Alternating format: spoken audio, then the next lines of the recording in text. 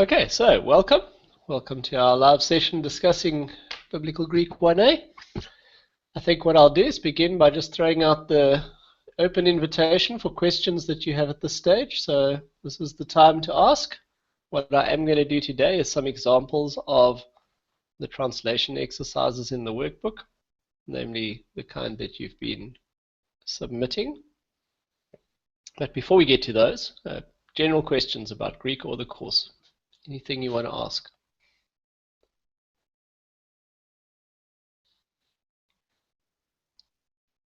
Remember to unmute your mic if you are asking something.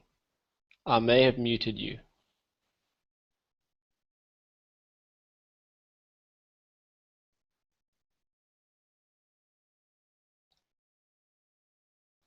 Okay, I'll take no questions as a sign that there is no confusion. It does seem like you're all finding your feet with the exercise side of this. So that is good. I just want to be careful not to duplicate answers that have been given. I'm quickly going to share a screen with you guys, and then we can proceed.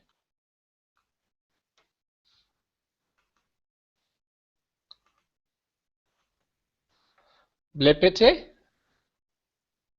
That means, do you see it? Blepete. When you can see it, say nai, meaning yes. Nai. Nai. Nai blepo, polikala. Nai blepo, yes, I see. You should be seeing, essentially, a copy of Mounce's workbook. So I just want to switch so that that gets bigger.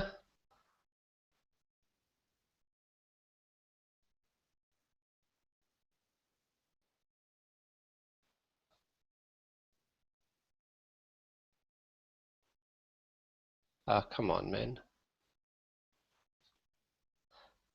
So essentially, these are the questions. I just want to double check that the ones I'm answering are ones that have already been answered on the forum. So it looks like exercise 6, question 4 has been done. So let's go there. Diokete. So we're quickly going to do this one. Diokete tein agapein. Diokete tein agapein. Where we are told diokete is a verb meaning pursue. My suggestion would be that generally speaking, it's good to find the verb in a sentence and then look for a subject, which will be something in the nominative case, but frequently will be missing because it's unexpressed. It's unnecessary in the sense that the subject is also embedded within the verb, and then look for something in the accusative case that could be the direct object and try and make sense of the other bits in relation to those. So your basic sentence would be a subject, verb, and direct object, although you won't always find all of them. So here we've got diokete, which simply means pursue. Also means persecute, but let's assume it doesn't mean persecute love. So pursue, we would look for a subject in the nominative case. We will not find one in this case. The subject is you, which is embedded here. We'll get to that later. And then we have tein agapein. And I'm very keen for you to get into the habit of recognizing two things. Firstly, a stem vowel. So here we have the stem vowel agape, eta, and a case ending nu, case ending nu for first and second declensions would be an accusative case ending. So agape means love. Stem vowel eta tells me it's first declension. Case ending nu tells me it is accusative singular. So tein agapein, the tein, the article, would be a corroborating element. The article will always agree with the noun it governs in all respects. So having memorized the article, you would also know that tein is accusative feminine singular. Tein agapein, literally the love. So if we translated it literally, we would get pursue the love. Greek will frequently use the definite article in places where English would not, and one of the places is with abstract nouns. So we would simply say pursue love, but it's very common for Greek to include the definite article with abstract nouns and with personal names. So whereas we would never say the Michael, Greek would comfortably say ho Michael, etc. So Greek will include the article in a number of places where we leave it out in translation. So diokete, pursue, ten agape, an accusative singular, will be the direct object of the verb love, so pursue love. Katalambanete, do you understand?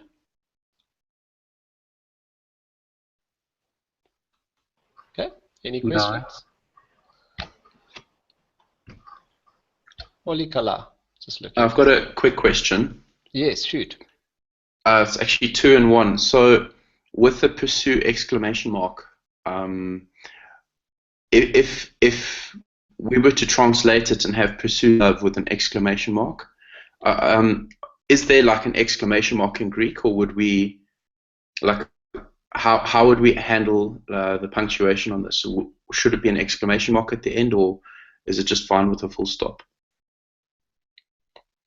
Eperotema, question. Kalon, good. Eperotema, kalon, good question.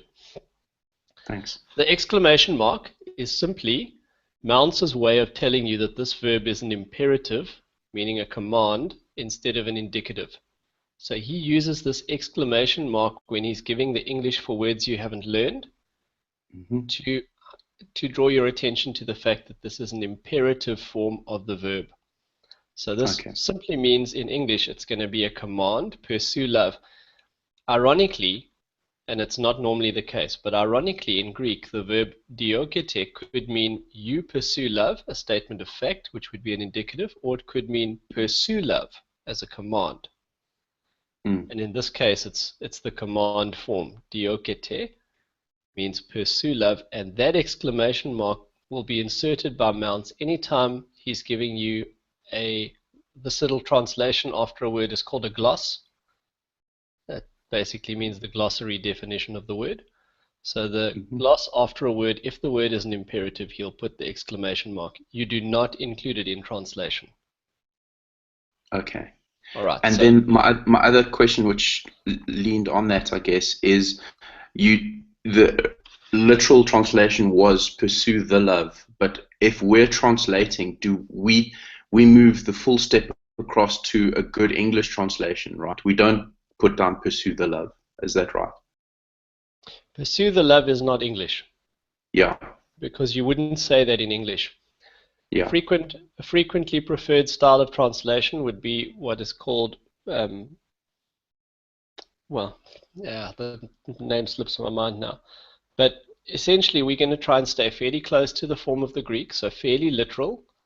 But whatever you end up with must be relatively natural and sensible in English. Awesome. So, Thank you. because you would never say pursue the love in English, we won't leave the in. And there will be thousands of times when you cannot translate the article without violating English style. So the article, thanks. Yeah, just frequently isn't rendered. Good. Thanks very much. Eucharisto. So thanks is Eucharisto, and it's a pleasure is parakalo. Eucharisto. Parakalo. Just mute yourself when you're done. Thank you. Other questions?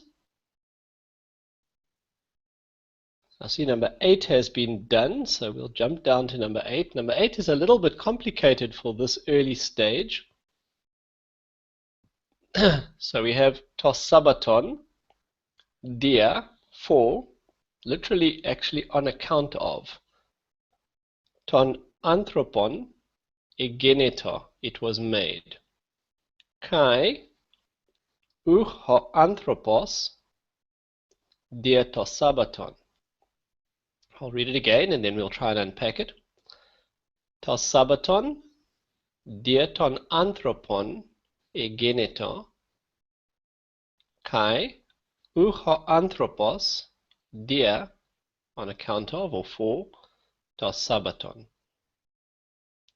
This will be very familiar because you're probably familiar with the statement Jesus makes. Our finite verb is here, egeneto, it was made. So he, she, or it was made. I'll pencil that in. Now, something unusual about this verb. There are three common words in the New Testament which will take both their subject and their predicate in the nominative case, although it doesn't come into play here, so I'm just confusing you, sorry. All right, now we look for something in the nominative case that would be functioning as a sentence. Something was made. To sabaton. Sabaton is fairly easy to recognize as a second declension. There we've got omicron and a case ending nu. When you have a second declension noun, so the stem ending in omicron is a diagnostic for a second declension noun. Case ending nu normally would be an accusative singular, but it can also be a nominative singular if the noun is neuter. And how do I know it's neuter? Well, generally you have to memorize that a word is neuter. So sabaton uto in the dictionary is neuter. It might actually help me just to show you something. So if we go to our little dictionary here, when you go to the dictionary, the first form you'll have for a noun is the nominative singular, then the ending for the genitive singular, and then it'll put a Greek article in the dictionary. That article tells you the gender. If it's to, then the word is neuter in form. If it's ha, like here we have sadukaios, uha, that article is simply there to tell you that it's masculine. And if the article is hey, the feminine form, then the word in this case, salpinx, salpingos hey, trumpet, would be feminine. So sabaton is a neuter noun. Its second declension, the stem vowel in omicron, case ending nu could be accusative singular. It could also be nominative singular for a neuter noun. How do I know it's neuter? Well, even if I didn't know it's neuter, the article to, which you should have memorized, would tell me that it's neuter because it's governing it here. So in this case, to sabaton is nominative, neuter, singular, and because it's nominative, it's functioning as the subject of a genitor. So what we end up with was the it that was made was the Sabbath. Sabbath was made. Dia, we are told to render it for. Then we have ton anthropon. So anthropon from anthropos. I can see again. Stem vowel. Oh, sorry, my mouse is giving me a few niggles here. Stem vowel omicron. Case ending nu for second declension. Case ending nu normally will be an accusative, and that is indeed the case here. It's an accusative. In this case, the article is definitive because the article ton can only be accusative masculine singular. If it was nominative or neuter, as sabaton, the article would have been the form to. So again, memorizing the article will disambiguate any areas or many areas of potential confusion. Diaton anthropon, for, I'll translate it literally, for the man. All right. Kai, most common word in the Bible. Kai and ha, the article. So, and uch. Uch is the word for not. It changes its form a little bit. The part that's always there is the u. Sometimes it'll appear with a kappa and sometimes with a chi, depending on what follows. So when it has a vowel with a rough breathing, it'll become a chi. If it had a vowel with a smooth breathing, it'll become kappa. But u is always common, and it's essentially the word for no or not. I said earlier, u problema. So u, so and not. Now in our second clause, this is a clause, right? But there's no verb. The reason there's no verb is the verb from the first clause is assumed to be repeated. This is very standard biblical language. You'll find it thousands of times in the Old Testament, particularly when you're dealing with synonymous parallelism. So the style in which the Psalms and Proverbs are typically written, the verb from the first half doesn't need to be repeated to be included in the second half. So we're going to have, again, although it's not present, was made would apply to the second half. And not, it was made, ho anthropos.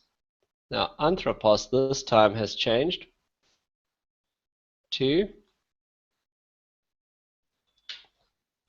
nominative singular, and again the article would have made that crystal clear even if you weren't sure of the rest. So second declension, nominative masculine singular. So and not man was made is implied dietos Sabbaton for the Sabbath. Sabbaton,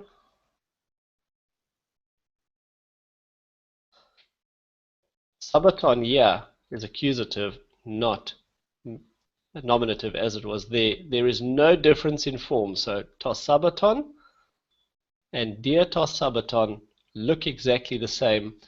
Neuter nouns always look identical in the nominative and accusative cases. Form will not distinguish them. Context would, and in this case, the preposition dia requires an accusative to follow it. So that would remove all ambiguity. So we have the Sabbath was made for man, and not man.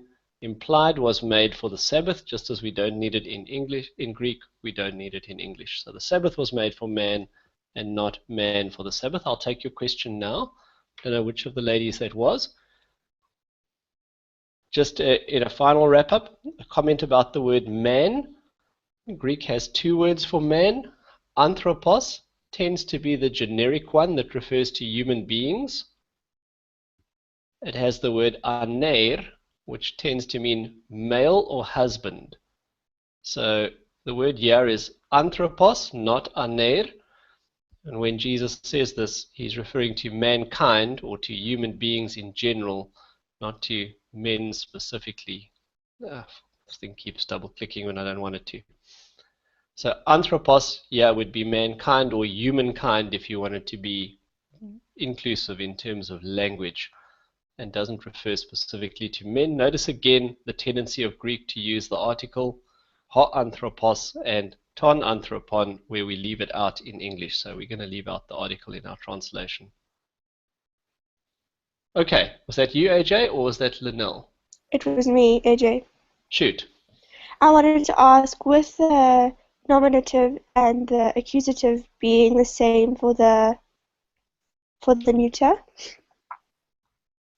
for like Sabbaton, would you tell what it was by what the other word was? So if you would know, because the other one was accusative or nominative, the other word. Well, it would, you know, by its function within a sentence, and there's usually some indication that'll tell you what it is. Okay. So at the moment, you don't have all of the clues that you need to figure everything out. In this case, the contextual clue that is unambiguous is the preposition dia, because the preposition dia would require that what follows it is accusative.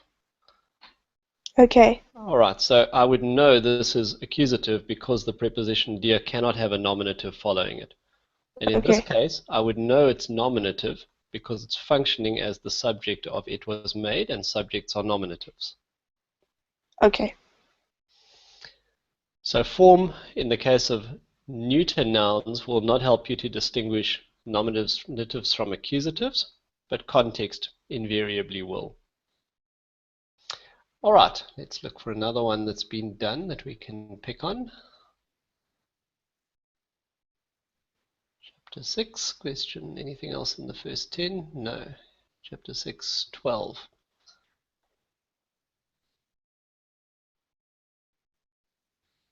Ton Christon, pistousin, hoi anthropoi, hoti ginoskusi, ten agapen autou.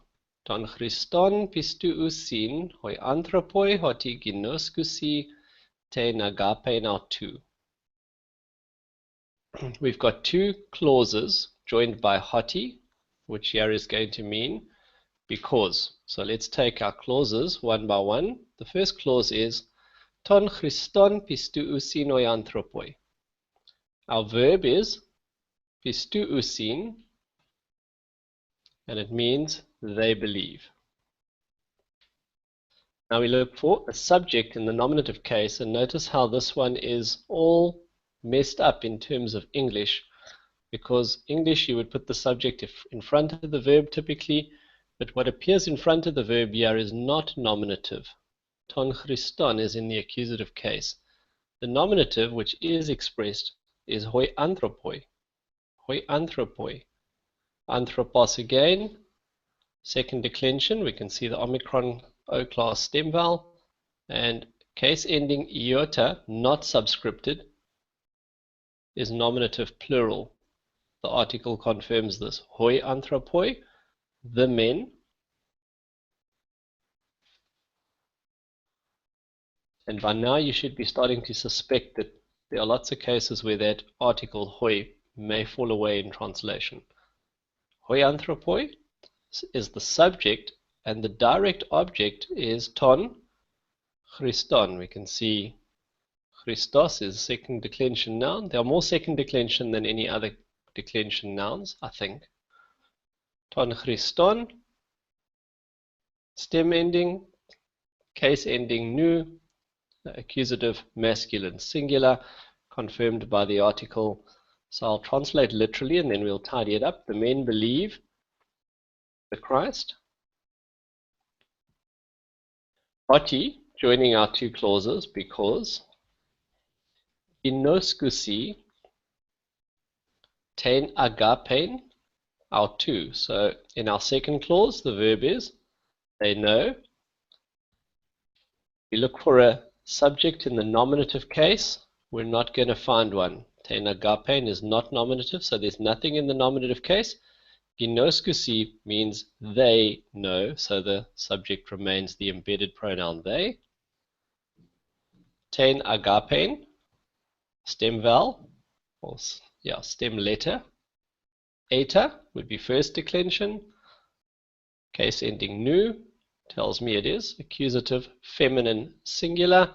The article ten proves that that is the case because they know the love. Our tu literally means of him. It's a pronoun, but it behaves exactly as a second declension noun. So we've got Omicron and upsilon being the genitive case ending. It's possessive. It means literally the love of him. So if we translate literally, it's the men believe the Christ because they know the love of him. So the love of him will be converted in English to his love. And we would need context to know whether this is a particular group of men, in which case I would leave the article. So if the context of the statement showed me that it's referring to a particular group of people, I would leave it as the men or simply the people. Remember, anthropos tends just to refer to human beings in contradistinction to other types of creatures. It doesn't distinguish males from females, generally speaking. So the people believe the Christ because they know his love. If there was no context to tell me it's talking about a particular group of people, I could take the article out and simply have it, men believe the Christ because they know his love. No context here, so either one would be correct. Questions?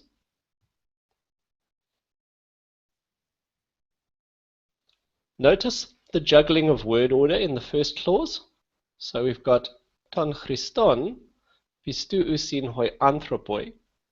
The Christ, they believe the men. If we read it in the word order that it appears, this is irritating with the mouse, sorry. Ton Christon pistou usin hoi anthropoi. In English, your standard word order is subject, then verb, then object. So English is known as an SVO language.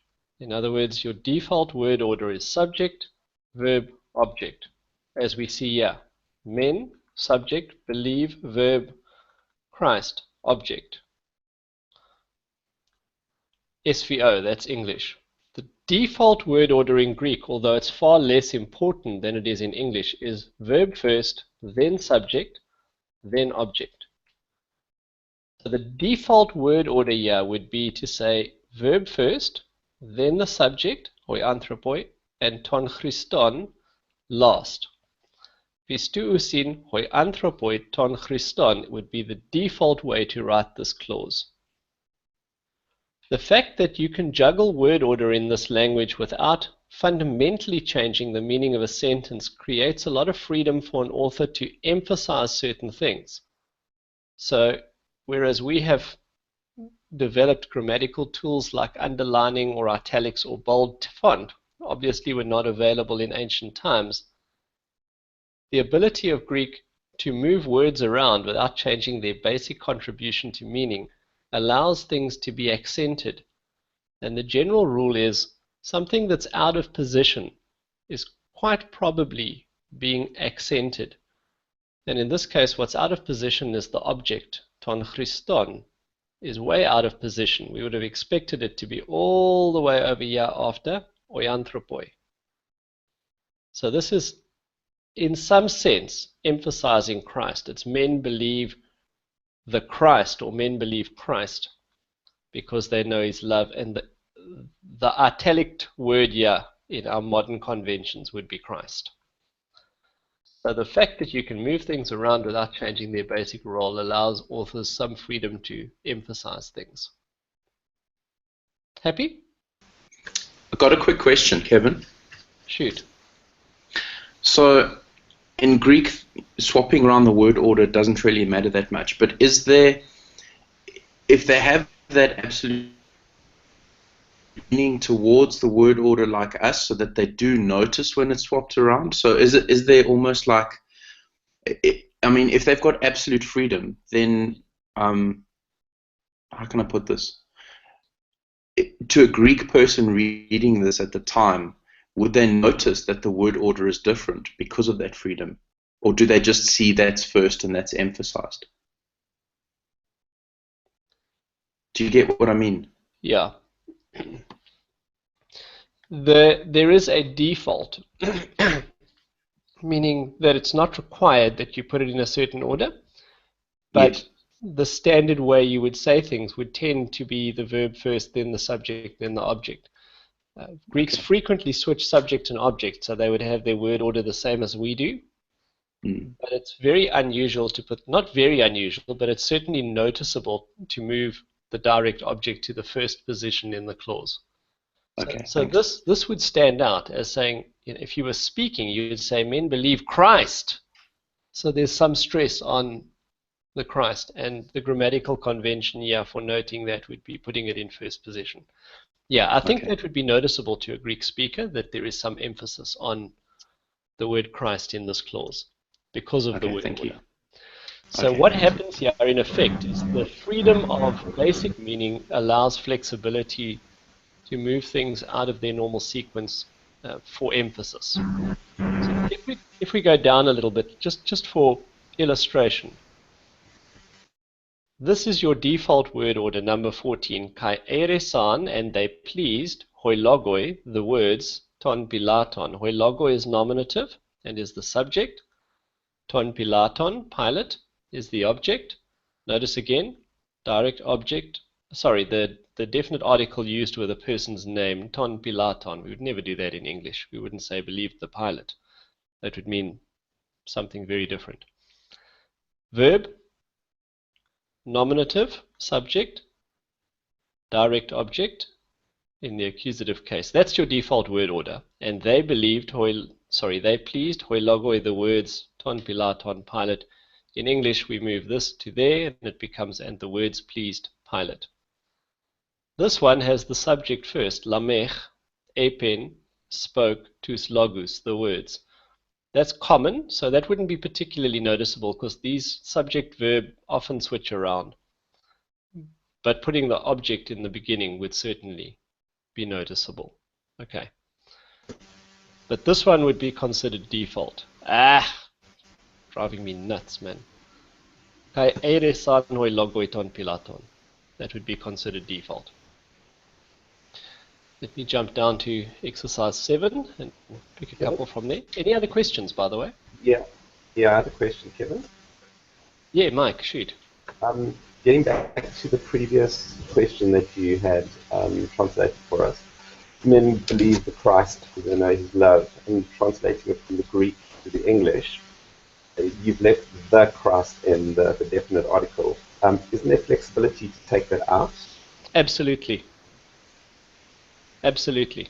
So well, why did you leave it in? Was that just because obviously there's in translating, I guess there would be a measure of flexibility as each translator would read the sentence? Yeah, sure. So if one is taking the Christ in the sense of a title referring to the Messiah, then you would leave it in. If I take it out, it's going to almost change it to being a name or a surname. Almost. It's not a surname, right? But it almost makes it a person's name by taking the article out. And one would decide in context whether it's referring to the office of Christos, the Messiah, the Anointed One, or to the person of Christ, in which case we would probably leave it out. Overwhelming majority of times in the New Testament, you're going to leave that article out when you translate it, because it's referring to the person of Christ without bringing the Jewish notion of the Messiah into focus. Okay. I think. All right, thanks. Good question. Eperoma? Sorry, Kevin. I presume you'd leave they out as well. Oh, yeah, sure. Sure, so that's careless. So men believe the Christ. And the other thing I just wanted to point out is because there's A and B groups, you're actually doing some of the stuff that the B groups haven't done. Oh, right, okay. That's okay. Somebody's getting a freebie. That'll apply across the board. All right, let's pick one or two in exercise 7. Anybody want to nominate one? Did you find any particularly difficult here?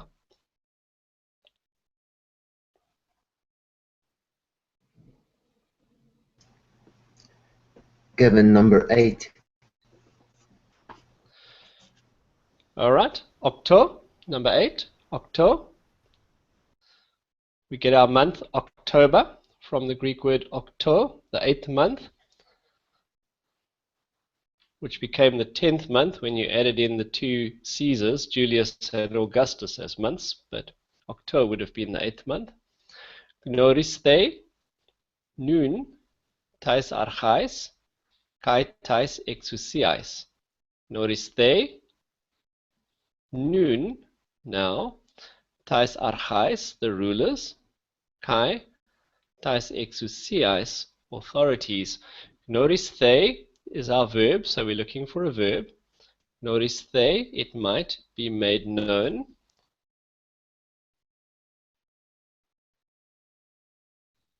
Nun simply means now.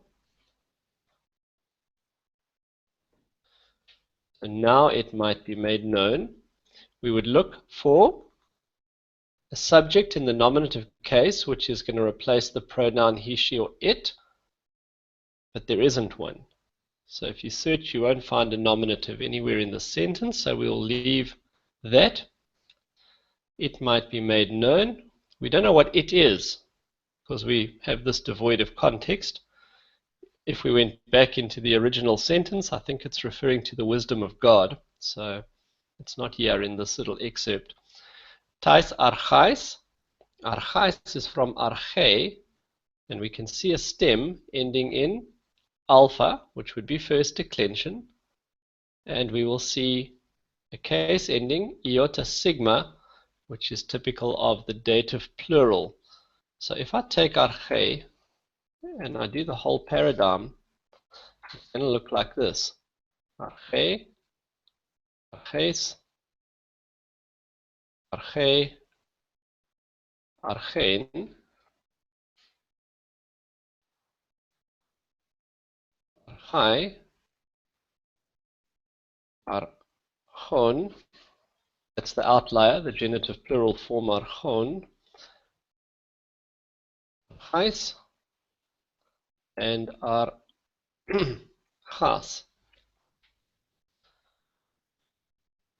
If your nominative singular starts with alpha, as it does here, or ends in alpha, so it has a stem ending in alpha, that alpha will remain in the singulars, but it will change, sorry, that eta will remain in the singulars, but it'll change to alpha in the plurals. The genitive plural is an exception because it has a case ending own, and omegas are dominant. They overwrite just about anything they meet. So this genitive plural has been formed from archa plus the case ending own, and when alpha and omega come together, when any vowel and omega come together, omega overwrites or dominates the vowel it meets. So that one doesn't show the alpha at all, it's disappeared. Alright, that's why genitive plural is a bit of an outlier here. But in all the other plurals, you'll see the alpha is evident. So yeah, archais, the alpha, case ending, even though the nominative singular has eta, when we're looking at plurals, that eta is going to be an alpha. There are a few additional rules to this, but for many nouns, that's the reality. So archais, case ending alpha, sorry, stem ending alpha, dative plural, and we can see from the article it's feminine dative plural. Anyway, arche can mean beginning or it can mean ruler, and last time I think we had a good look at this word and we noted when it combines with authorities it means rulers. Dative is the indirect object. It might be made known to the rulers. To the rulers. And tais exousiais, same story, stem ending in alpha, first declension, dative plural ending, iota sigma. So to the rulers and to the authorities, where rulers and authorities frequently are Paul's expression for referring to demonic rulers and authorities, to principalities and powers, etc. All right, now we would decide in context whether we want to use the article or leave it out, and whether we needed to repeat all of this. We might simplify and say, now it may be made known to rulers and authorities. So we could leave out lots of bits and pieces, but that's with everything included in the translation. Questions? Gnoristhe nun tais archais kai tais exousiais. All right, other ones from exercise 7?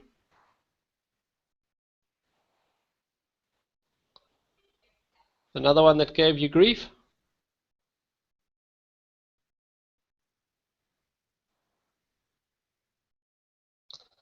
All right, I'll pick one at random. What looks interesting?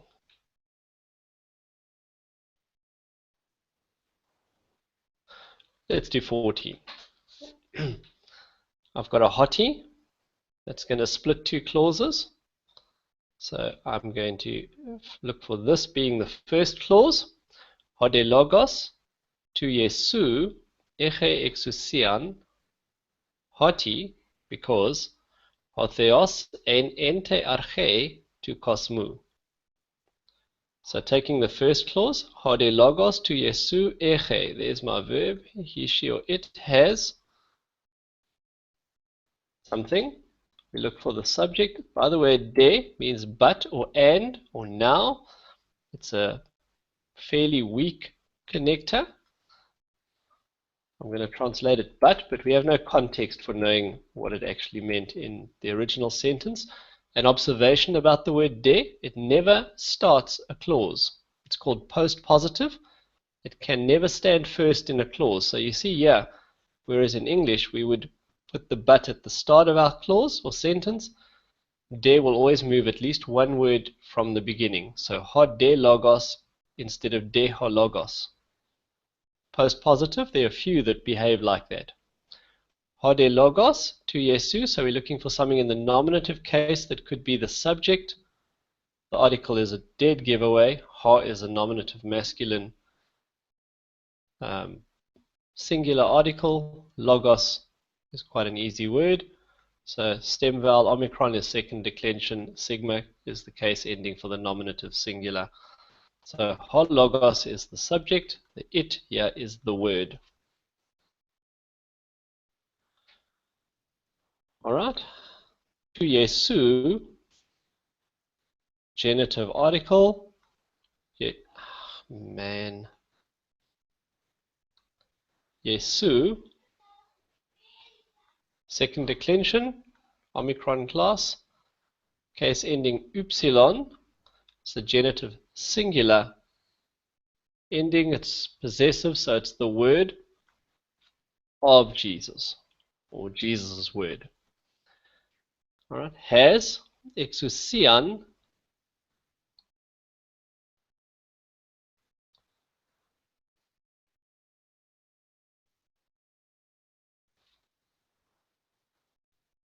exousian, we see the alpha class, A class, so it's first declension. Case ending nu is accusative singular, has authority. All right. Now you'll notice something here. We have actually, never mind. That's just going to confuse the waters. All right, so but the word of Jesus has authority. Authority is accusative, so it's the direct object of the verb eche. Because ein, he, she, or it was, so that's our verb in the second clause. He was. Subject, ho theos. We can see theos is second declension. In this case, sigma. Nominative masculine, and the article is nominative masculine singular, so hotheos, because, so he refers to God. We don't generally say the God was, because God was in, from which we derive our English word in te arche. Now in requires a dative, and here indeed we can see that this is dative. I can't highlight the two components separately, but anytime you see this little iota subscript on a noun, you're looking at a dative singular. It's a dead giveaway. And the article confirms that. The article is feminine dative singular, alpha class, eta class noun, because God was in the beginning. To cosmu, cosmos, we can see O class, sorry, keep doing the wrong color. You can see O class, stem vowel tells me that it is second declension, case ending upsilon, that it is genitive singular, so it's a possessive because God was in the beginning of the world. A really weird sentence, frankly, but anyway, that's what it says. But the word of Jesus has authority because God was in the beginning of the world. Is this taken from somewhere? No, 14. No, it's made up. A very strange sentence. Questions?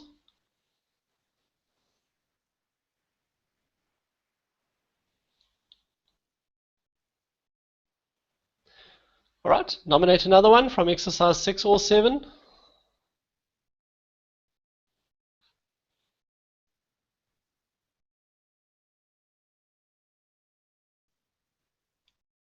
Anyone? Another question from exercise 6 or 7? Can we do number 19? Of number 7. Number 7, yeah. Kai su, esakuse, kai hileos, ese, tais hamartiais, tu lau, tu Israel, kai oistete altus estein gain. Kai su, esakuse, kai hileos, ese, tais hamartiais, tu lau, tu Israel, kai oisete altus estein gain. All right, so we're going to look for a verb. There's going to be a few because we've got clauses joined by kai. Kai can join individual words. It can also join whole sentences and clauses. So we've got a few of them here. Our first clause is simply this, Kaisu eisakuse, where we are told eisakuse means you will hear. Su means you. It's the personal pronoun for you, singular. I don't know if you've learned it yet up to chapter 6 and 7, but essentially it's and you will hear. A comment at this point, the nominative pronouns are unnecessary. Why? Because eisakuse includes the embedded pronoun you. Eisakuse without having the su means you will hear, which means that when you see the nominative pronouns, they're in a sense duplicated. It's almost like the author is saying, and you will hear, which has the effect of putting emphasis on the pronoun. Okay, so this pronoun is somewhat emphasized. It's you will hear. Kai, and on a new line because it's a new clause. Helios, we are told, means merciful. Esse, you will be. Esse is from Emi. So right, and you will be merciful.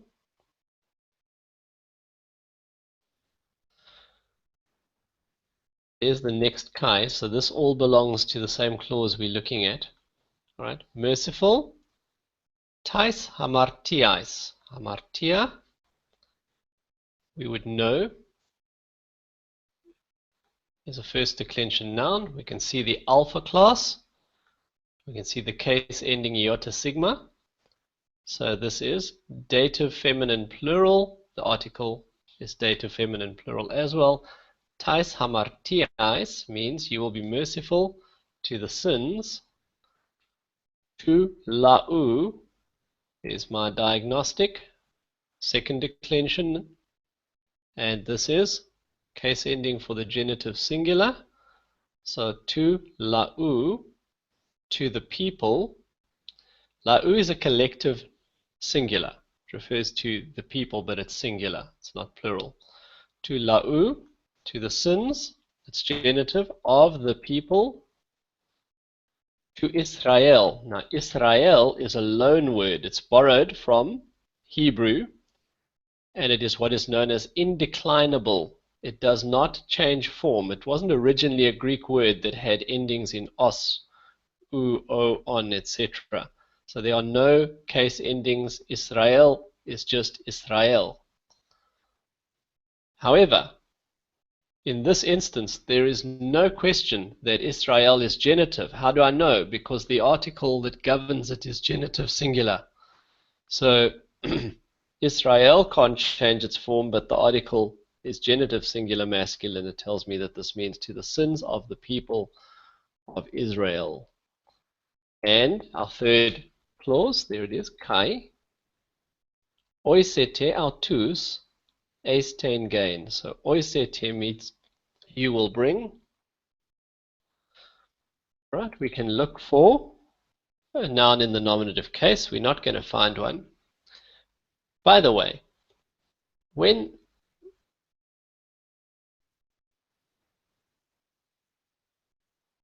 it's very weird. Okay, when the when the verb is first or second person, so you or I or we, you're not generally going to find a nominative as the subject. So you're going to look for a nominative as the subject, particularly when the verb is third person. So he, she, or it waits for something to replace it, and they waits for something to replace it. But you and I and we generally is simply going to be the subject. And you will bring autus. Autus is a pronoun. It's the third person pronoun, but it's fairly easy to recognize the familiar diagnostics. Second declension omicron, case ending upsilon sigma. I don't know if you've noticed this in mounts, but when we take the third person, I'm quite keen for you to notice it. If you take logo, the third person plural ending is actually see. I think. No, wait, am I getting myself bedwal? Yeah. Never mind. I have to double check that. Right, anyhow, functionally, us is the third person plural ending. So it's them, and ace, ten gain. You can see a second declension stem vowel, eta,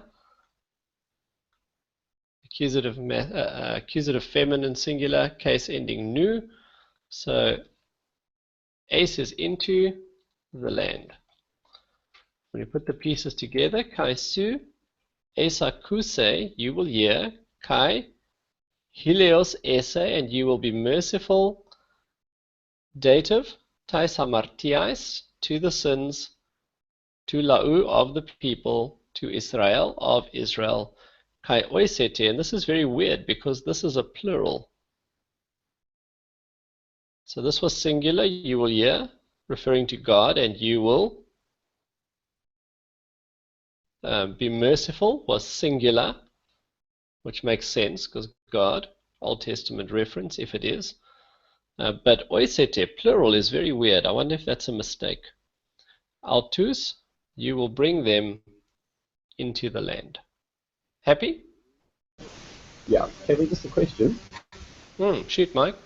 On the dative translation, Matthias Matthias to Lau, where it doesn't mention to the sins at all, but I presume that's just inferred because of the dative. Yeah, I would say more than inferred. The dative functions as the indirect object. So in English, there's no other way to do it. You're not going to have a separate word necessarily in Greek. You could use a preposition, but Greek typically doesn't. And so, tais hamartiais is literally to the sins of the people. The dative requires, in this instance, because it's functioning as the indirect object of the verb, it requires that we put the word to in the English translation to indicate that those are the beneficiaries or recipients of the mercy. It's the sins of the people that are receiving the mercy.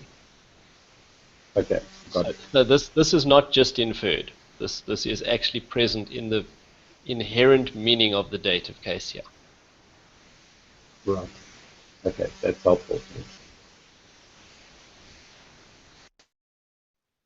All right, a few minutes left. I'll pick another one at random. We looked at this one the other day, the beginning of the Gospel of Jesus Christ. So let's look for one more. Apostele, taking this at random. He, she, or it will send. A verb. Apostele.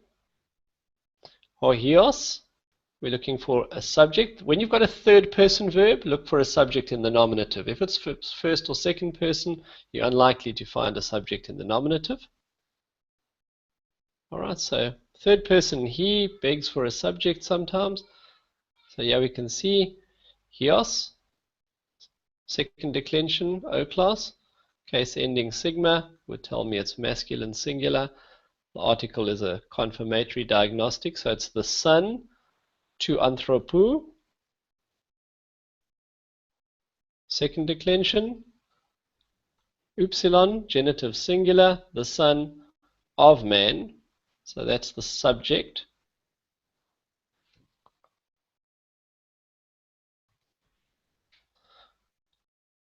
You will send tous angelus, we can see masculine singular, accusative plural us, the angels, so that's the direct object, accusative plural.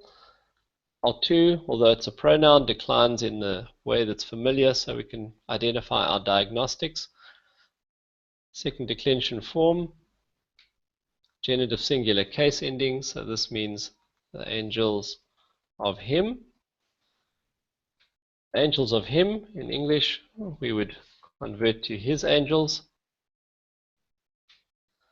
So simply, the Son of Man will send his angels. Notice this is default word order for Greek. Verb first, apostele, then subject, hohios to anthropou, and then direct object to sangelus autou. Apostele, hohios to anthropou to sangelus autou, the Son of Man will send his angels. Okay, any final comments or questions? That one's pretty straightforward.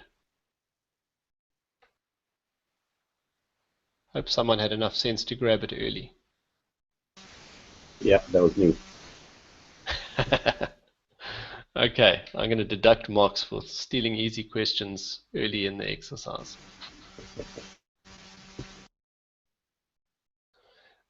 All right, so by way of summary, general suggestion would be that you look for the verb within a clause first. If the verb is first or second person, so it's a I, we, or you form, you probably will not have a nominative noun as the subject. If the verb is a third person form, look for a nominative functioning as the expressed subject. There won't always be one, but there frequently will. And then direct objects and accusatives, genitives and datives would modify things. Datives tend to modify verbs. So if I just go and, oh, I've stopped the screen share. Okay, datives tend to modify verbs, genitives tend to modify other nouns around them. So hohios to anthropou, the Son of Man, it's modifying a noun. But datives tend to modify verbs. You look for those last of all. I'm very keen for you to get into the habit of recognizing stem vowels, hence the practice in this exercise of highlighting them. So recognize stem vowels. O-class stem vowels tell you you're looking at a second declension form. Alpha and eta, so A-class stem vowels tell you you're looking at a first declension form. And memorizing the case endings is absolutely critical. I will test you on that in the final exam. You'll have to be able to reproduce the master case ending chart from Mounts in the final exam. You're guaranteed to have that question, and you'll need to be able to reproduce it without difficulty. So we will do literally hundreds of those. And if you can recognize the key diagnostics, the article when it's present always tells you what you're looking at and will disambiguate anything that might be ambiguous. So those diagnostics, do them again and again and again until it's absolutely automatic. You see an Omicron, you immediately should recognize we're looking at a second declension form. You see an alpha or an eta, style noun, first declension form, and the case endings should become completely intuitive so that eventually you're not even thinking what you're doing. Hohios is nominative masculine singular, to anthropou is genitive masculine singular, etc. It'll become intuitive. Okay, great. No other questions? Yeah, I've got a question regarding the forum. Yeah, shoot. Discussion. When it comes to rating our translation, is it just simply a number that we give, or do we need to explain why we've given the number? If you give somebody full marks, then you don't need to explain anything because you didn't see anything. If you're deducting, you need to give a reason for the deduction. All right, and it's not just the translation I expect you to rate. I expect to see an explanation of form and function. And the explanation of form in the forum post would be an explanation of the diagnostics that tell you what you're looking at. So if somebody takes a question like the one we've just done, the Son of Man will send his angels, apostele hohios to anthropou, to sangelus autou. We've got three nouns, hios, anthropou, and angelus. When discussing hios, I would expect, since Michael grabbed this early, I would expect him to mention hios is nominative masculine singular. I want him to tell me how he knows that. So we've got an O-class stem vowel, the Omicron. We've got a nominative masculine singular case ending is sigma. He must explicitly point that out. And when the article is present, he should mention that it confirms that this nominative masculine singular. Similarly for anthropou, second declension Omicron stem vowel, case ending upsilon. It's etc. So those diagnostics are critical. You can look up the translation because they posted freely on the internet. What I'm really looking for in the forum post is that you know why a noun is whatever case it is, and that you know how that case functions in the sentence. So for me, the explanations are far more important than the translation. Does that make sense? Yeah, that makes sense. And so all right. So if I was grading Michael's submission for this and he didn't tell me how he figured out that horhios is nominative, I would deduct 2 points. Must tell me how he knew it was nominative. Okay? All right, we're at 7 o'clock, so we're going to end there.